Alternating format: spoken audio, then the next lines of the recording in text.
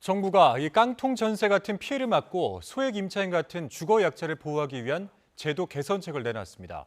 세입자가 집주인에게 임대차 정보와 체납 정보 등을 법적으로 요구할 수 있게 되고 우선 변제를 받을 수 있는 임차인 범위도 확대될 전망입니다. 김다영 기자가 보도합니다. 최근 인천에서는 아파트 건물이 통째로 경매에 넘어가는 일이 벌어졌습니다. 대부분 세대를 소유한 집주인이 빚을 감당하지 못한 건데 세입자들은 하루아침에 전세 보증금을 날릴 처지에 놓였습니다. 계약 당시 각 세대는 1억 원이 넘는 근저당이 잡혀 있었지만 중개업자는 큰 문제가 되지 않는다며 세입자들을 안심시켰습니다.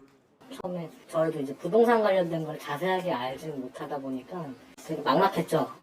정부가 이른바 깡통 전세 같은 피해를 막기 위해 집주인의 정보 공개 의무를 강화하기로 했습니다.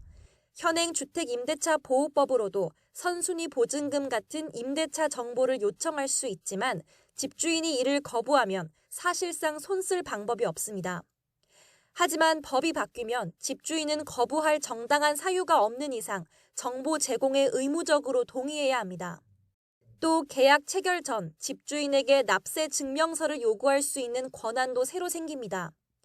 다만 권한 남용이나 개인정보 유출이 우려될 경우엔 증명서를 보여주지 않아도 되는데 정부는 법 개정으로 정보 제공에 동의하지 않는 집주인을 수상히 여기고 사전에 계약을 피하는 효과가 생길 거로 기대하고 있습니다.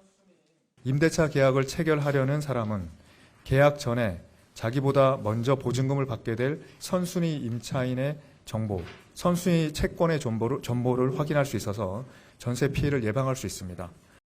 최우선 변제를 받을 수 있는 임차인의 범위도 넓어집니다.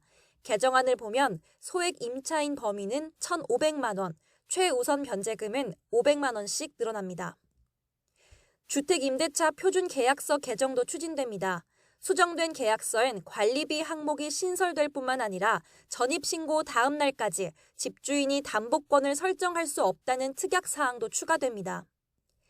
개정안은 이번 입법 예고를 시작으로 관계기관 의견 수렴 등 절차를 거쳐 내년 시행을 목표로 하고 있습니다. YTN 김다연입니다.